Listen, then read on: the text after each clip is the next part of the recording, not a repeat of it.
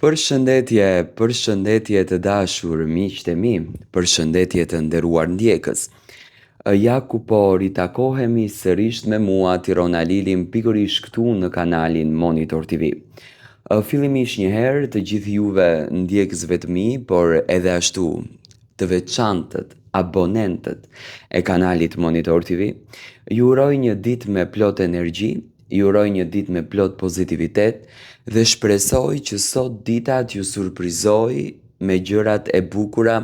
që ka dita në fakt. Ju uroj vetëm të mirat dhe uroj që Zotit ju fal vetëm begati. Sot jam këtu pranë jush për të vazhduar me punën tonë, për të vazhduar me komentimet. Do të komentojmë lajmet më të fundit, ngjarjet më të fundit, lëvizjet më të fundit nga artistët shqiptar. Do ndaloj pikërisht tek Mateo dhe tek Brikena. Mateo dhe Brikena së fundmi kanë qenë në qendër të vëmendjes për çdo lëvizje që ato në fakt kanë bërë. Ato që pas përfundimit të Top Arenës, pasi që suksesi ka qenë i vazhdueshëm, në fakt që në Big Brother kanë patur sukses të madh, edhe pas përfundimit të Big Brotherit, Zoti është ai që të dhuron fatin, të dhuron ryskun, të dhuron kismetin. Mateos edhe Brikenës i dhuroi një rrugë të bukur, i dhuroi një rrugë të pastër që realisht e shijuan dhe jetuan pafund suksesin e tyre. Ato u kyçën në Top Arena që në fakt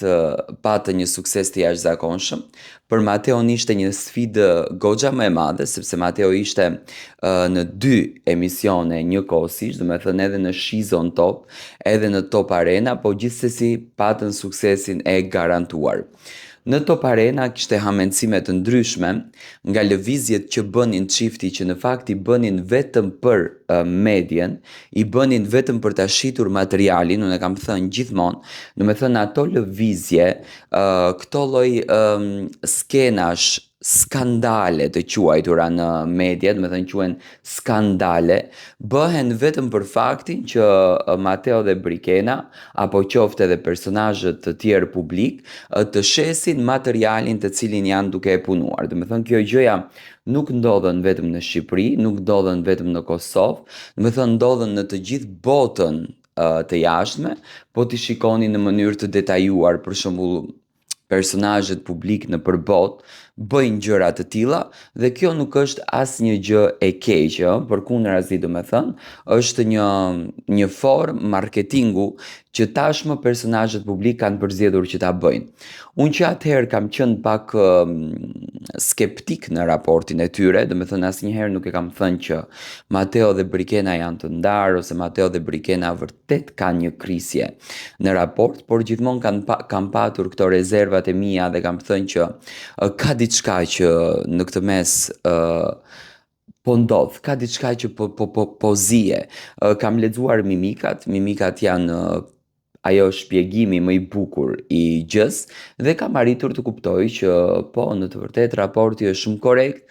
historia vazhdon që të triumfojë dhe dashuria vazhdon që të triumfojë dhe në këtë rast pash një Mateo dhe pash një Brikena që vërtet dashurojnë njëri tjetrin. Pas ditë të bukura në Bodrum të Turqisë, Brikena dhe Mateo unë kam thënë që kanë shijuar muajin e tyre të mjaltit, kanë shijuar muajin e tyre të dashurisë, kanë shijuar muajin e tyre të emocionit. Mateo dhe Brikena kanë vendosur që tashmë të kthehen në vendlindje. Ditën e djeshme çifti preferoi që të rinë në periferinë e Kosovës, do të thënë kanë shijuar shumë çaste të bukura në një vila ku ka qenë e tëra për to, do të thënë kanë vazhduar të jenë në privatësinë, sepse të qenurit në privatësi mendoj që u kanë ndihmuar më së shumti nga që Mateo dhe Brikena nuk patën shumë hapësirë dhe nuk patën shumë kohë që të merren me emocionin, me veten, me këtë histori të bukur dashurie në fakt që u ndërtua, shkaku sepse afati kohor që pas përfundimit të Big Brotherit, do të thënë gjërat që erdhën e bën situatën që të jetë edhe pak më e ndërlikuar dhe mendoj që nuk patën mundësinë dhe nuk patën kohën Kështu që Mateo dhe Brikena vazhdojnë që të jenë të dy së bashku, tashmë janë të ndarë në aspektin e vendeve, Brikena ndodhet në Prishtinë, Mateo ndodhet në Tiranë, aty tek në vendlinjen e vet, por mbi të gjitha marrëdhënia e tyre vazhdon të jetë harmonikisht shumë e lumtur. Çifti kanë një raport shumë korrekt, do me thënë si në atë të tyre, raportin e tyre të dy si çift, por edhe në raportin familjar, do me thënë janë shumë të lumtur dhe janë harmonikisht të shumë të gëzuar dhe shumë pozitiv, do me thënë japi njëri tjetrit vërtet adrenalin dhe japi njëri tjetrit vërtet energji të mirë. Unë shpresoj me zemër që gjërat ju shkojnë pikërisht kështu mbar, që gjërat ju shkojnë me kaq energji pozitive. Kam patur mesazhe të ndryshme Tiranë çfarë mendon tani se do të ndodh me Brikenën dhe Mateon, me thënë drejtën nuk është se mendoj gjë. Unë e di që Brikena dhe Mateo tashmë do të fokusohen në Instagramin e tyre, do me thënë ato janë dhe influencer, do t'jem pak të fokusuar më së shumti tek pjesa e reklamës, sepse reklama ka një rol të rëndësishëm në jetën e personazheve publik, do t'jenë të fokusuar më së shumti në këtë drejtim dhe besoj që do të kenë një sukses edhe më të garantuar. Do me thënë gjërat po ju shkojnë shumë mirë, gjërat po ju hecin shumë mbar, dashuria po triumfon, emocioni po triumfon dhe shpresoj që gjithmonë rruga e tyre të jetë e ndriçuar me mesazhe dhe me dritë të këtill. Dashuria kur është tek dyshja apo tek çdo çift me patjetër që çdo sukses është i garantuar. Tashmë muajin gusht do ta kemi më së shumti pushim, domethënë më të fokusuar tek Instagramet e tyre për t'u përgatitur me patjetër nga muaji shtator, tetor, i bindur jam që televizioni Top Channel do t'ju rezervoj një vend të mirë Mateos edhe Brikenës, sepse materiali i tyre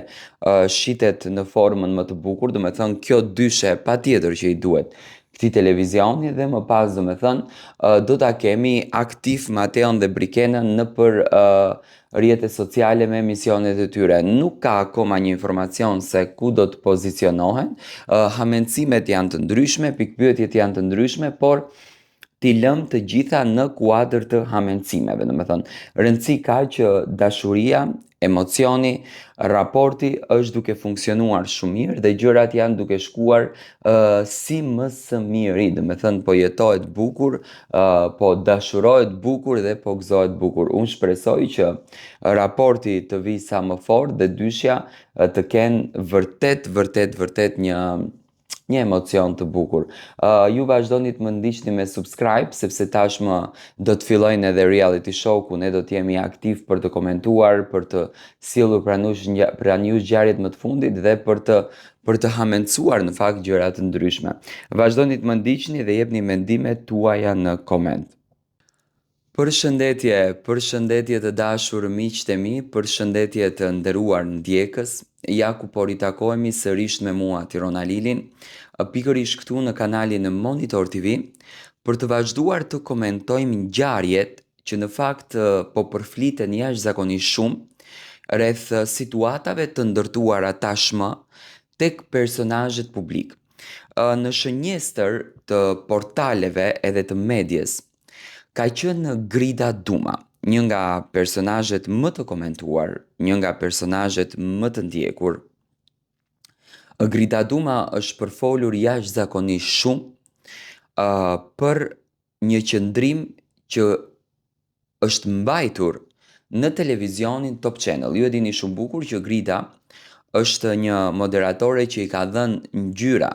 emisionit Top Story, por në fakt i ka dhënë edhe një rëndësi shumë të madhe. Jo që nuk ka qenë rëndësia, por nuk ka qenë në këto nivele që Top Story është, që ka trajtuar temat më të forta dhe do me thënë besimi është krijuar jashtëzakonisht fort i publikut tek Grida Duma. Normal, për mendimin tim, është më se normale që Grida Duma si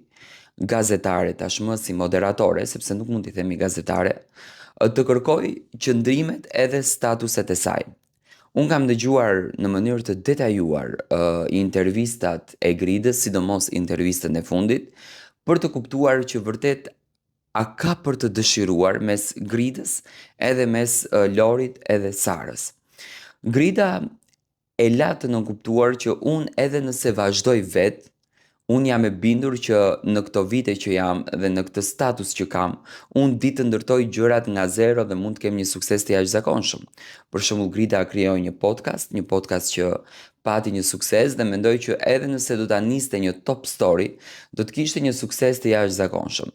Tani nga brenda topit nuk ekziston një zëng, mund të ekziston një përplasje mendimesh që janë shtruar në tavolinë për të bërë një skenar më të fortë, për të bërë një studio më gjigande, për të bërë ndryshime. Ndoshta Grida ka kërkuar ndryshime në emisionin e saj, ka kërkuar ndryshime në ambientet, në studion e saj, është më se patjetër, por që të ketë patur zënka që Grida të lërë topin apo Grida të largohet nga televizioni, këtë nuk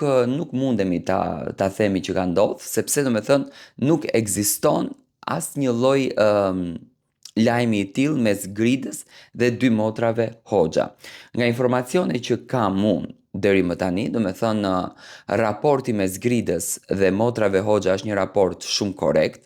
Motrat Hoxha e vlerësojnë jashtëzakonisht shumë Gridën dhe influencën e saj që kanë publik nga televizioni Top Channel.